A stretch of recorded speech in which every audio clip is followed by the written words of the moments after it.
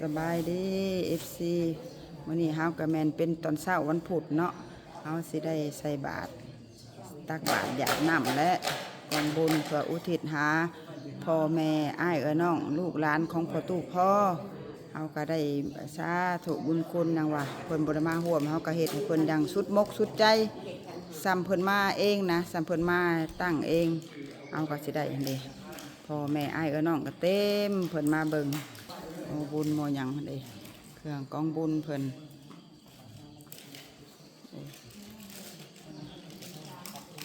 เด้เอาก็หางหากะเกียมสิได้ใส่บาตรได้ตอนเช้าวันพุธมื้อวานในวันคานเฮาได้มาหางกองบุญเนาะแล้วมื้อนี้เป็นตอนเช้าวันพุธแล้วเฮาก็สิได้ใส่บาตรหยาดน้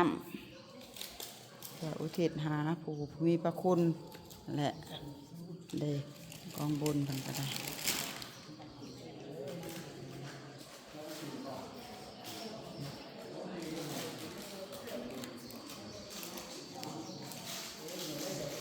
สุดสักครูบาหาองค์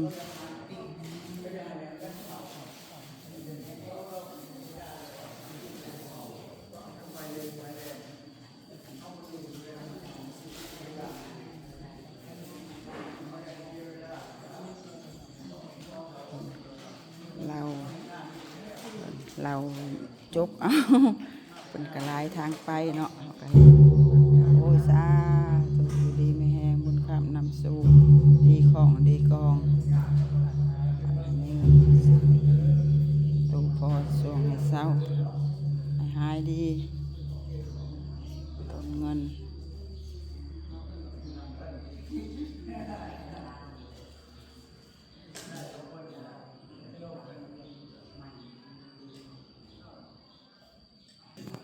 เด้กองบุญเป็นหอโอ้ยบุญคำนำสู่เจ้าภาพเจ้าศรัทธาค่ะแม่ย่าพองคำมีไซเกลื่อยประตูพอศรัทธาเป็นพัดลมเฮ้ยเป็นมันเป็นเงินปากก็ได้80 กว่าเลย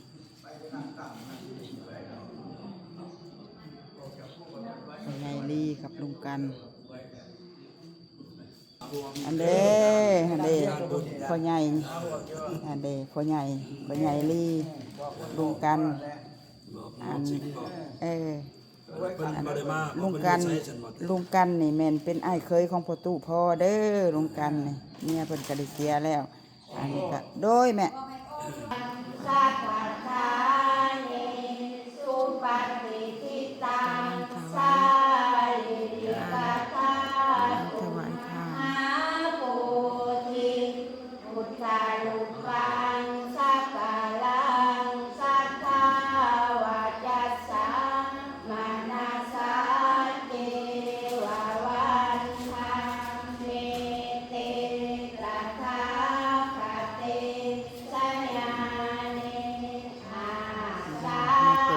ศิลวัฒน์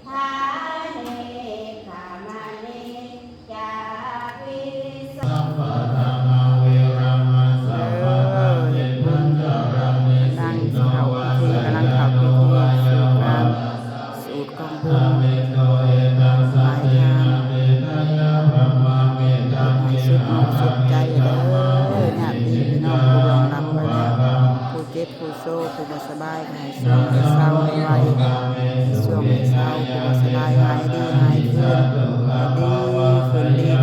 ไว100%ให้ได้มาประเทศลาวไทยสมมาตรปรารถนา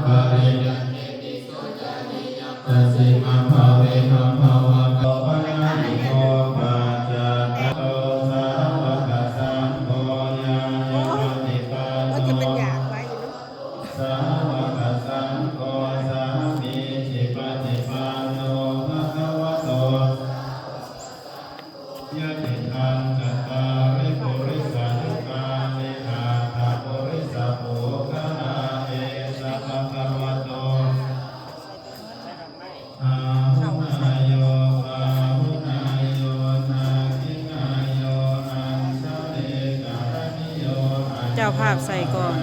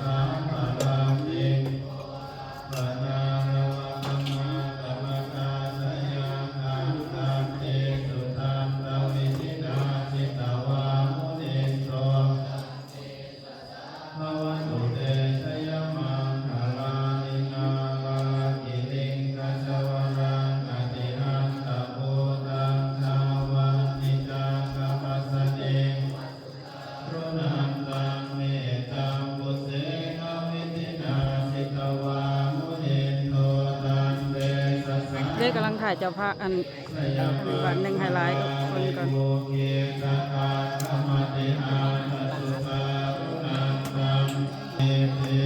อันนี้กำลัง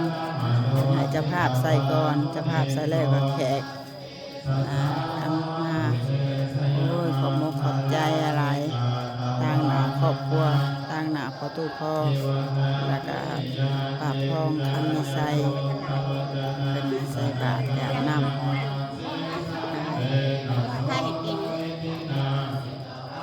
รวมเพิ่นมาสวยโอ้ยสาธุคุณ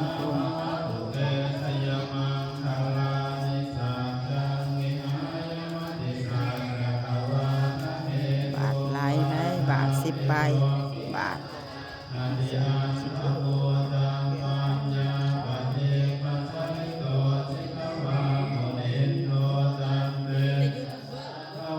16 หน่วยบาท17ทั้งบาทสวรรค์พ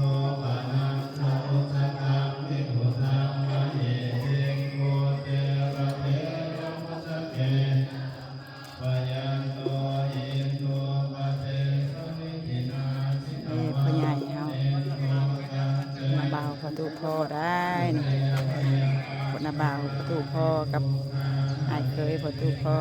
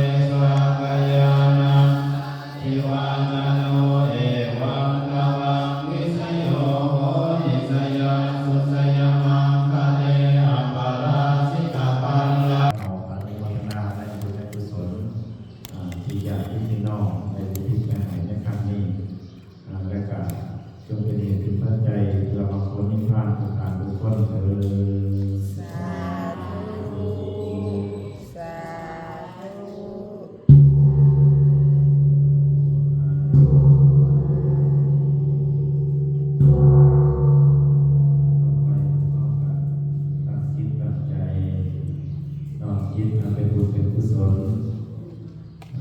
ถึงบุญถึงกุศลที่บุพเพทั้งหลายในเหตุการณ์ในครั้งนี้อุทิศไปหาปิยชนคนที่หักก็ถึงสรรพสัตว์ทั้งหลายเจ้ากรรมนายเวรเจ้าบุญเจ้าทานเจ้าบุญเจ้ายอเพื่อเป็นการสังโสมญาบารมีกับตัวนำเนาะยะถาวะริวหาปุราภาริปุเรติสาคารังเอวเมวะอิโตทินังเวทานังอุปกัปปติ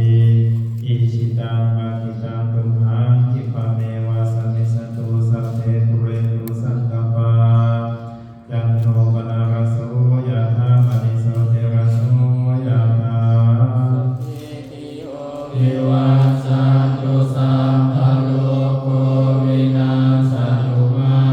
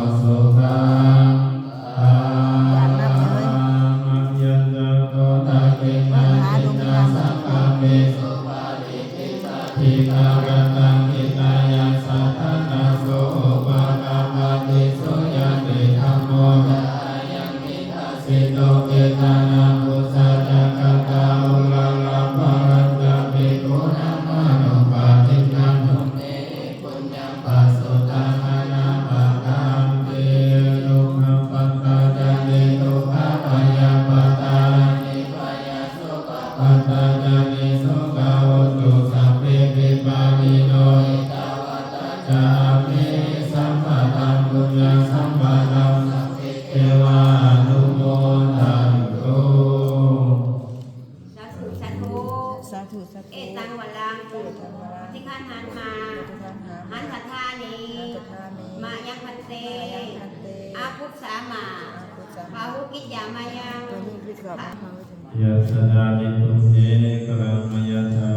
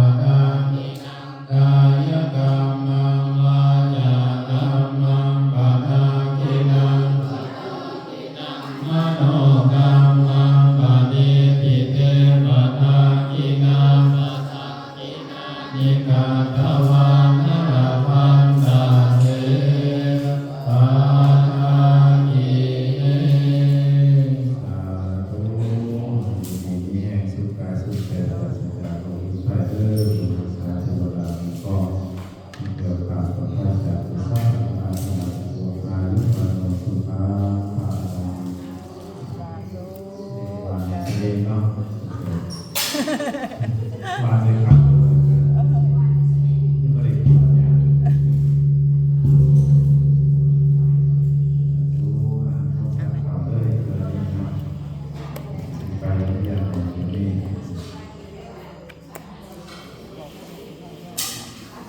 ลุงมาอยู่สวรรค์หรือไม่ได้ ย่างพระอาจารย์โดย อันเสียงโอมมาเผาแม่ของเพิ่นนี้แม่เฒ่าใหญ่97ตาบอดโดยตาบอด ผู้เดียวก็มาบุญ โดย มาบุญ มีแต่ผู้เฒ่ากับเด็กน้อยอยู่ในเฮือนนะ มีแต่ผู้กลางคนคนเดียวนี่ เป็นบวชในที่มือไม่ได้ เขาน้อยไปบวช9 มื้อพระอาจารย์ 9 มื้อ โดยเพราะว่ายากเบื้องหลังนี่ไปทางหน้าพระ เป็นคนท้ายลง เลย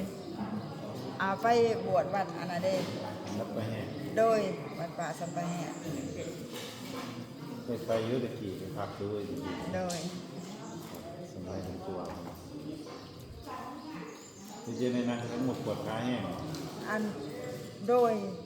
นั่นน่ะมัน อย่างปวดขาแห้งมาเลยปวดโบราณ โดยอัน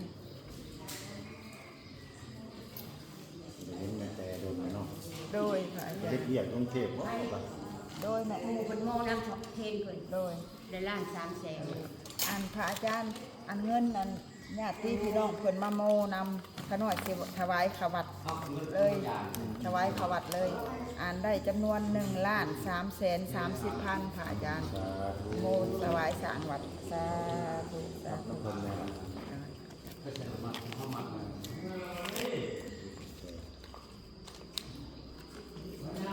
ก็บริไปเพิ่นนั่นก็อยู่ก็ไม่แต่ได้บ่เนี่ย โดย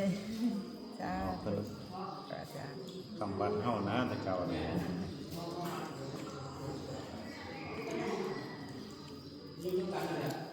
คุณมาโมมาถามอันเด้เพิ่นโมมาเติมอีกพระอาจารย์พี่น้อง ปันเลย โมมาเติมอีกบางทีนี่อันล้าน330,000เนาะมันเด้อล้าน3ล้าน4ล้าน5ล้าน6ล้าน7ล้าน8ล้าน9 2 ล้านพอดี2 ล้าน อันนี้ของแม่นก ใส่ช่องช่อง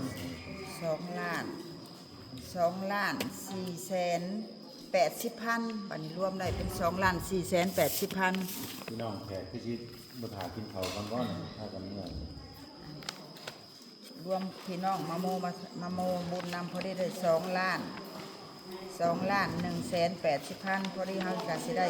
ถวายขาวัดขาว่าให้เพิ่นสร้างวัดสร้างว่าเลย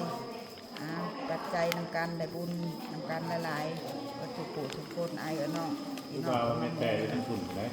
โดย มีทั้งรักแปะคนเล่นนั่นนี่ ถึง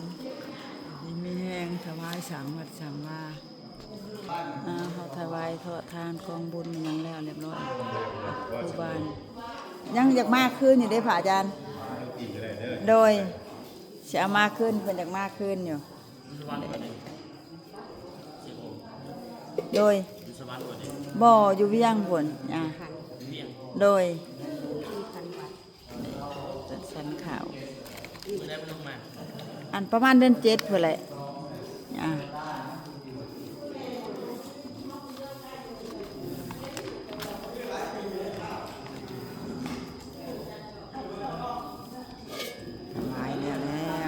แล้วไปมีแยงไปบนหอดยอดเทิงผู้ที่ดวงรับไปแล้วกันอันเด้อบันเฮาทอดทานถวายทานแล้วเฮาก็สิได้พานกินข้าวได้มาเด้อ FC เอ้ยกินข้าวพาข้าวครูบาเพิ่นสันแล้วเฮาก็สิได้พากันกินข้าวได้อบาดนี้อ้ายน้องเฮาใส่บาตรหยาดน้ำครูบาเพิ่นสันแล้วเฮาก็กินบาดนี้เนาะโอ้ยขอบมกขอบใจอ้ายน้องบ่ทุกคู่ทุกคนเด้อมาสุดมาสวยโดยมาสุดมาสวยมาเบิ่งมาแยงนำกันขอบมกขอบใจหลายอ้ายน้องบ่ทุกคู่ทุกคนเบิ่งมาแยงนำเฮาอันจะได้ยังเฮ้ยหมูปิ้นบ่หมดแล้วตื้อ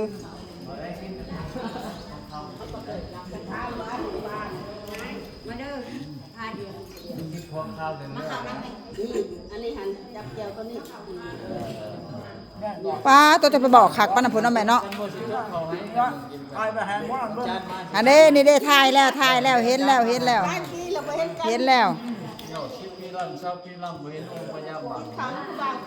แม่จานใส่ข้าวนี่กินข้าวพาญาคูเพิ่นสันแล้วเฮาก็กินเอาเด้ออ้ายน้องเอ้ยเอาได้เอาให้อิ่มได้หนูเอ้ยหมูปิ้นก็หาแล้วเด้ออยู่เฮือนลุงคอยพุ่นละเด้อฮอดพระเข่าแล้วบ่เฮ้ยโดย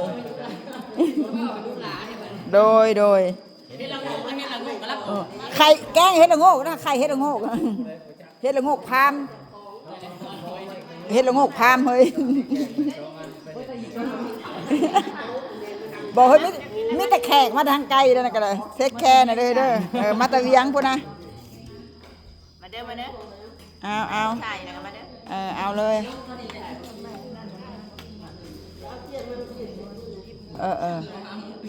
โดยคือสิคู่พระเข่าแล้วเนาะเฮ้ยเนาะ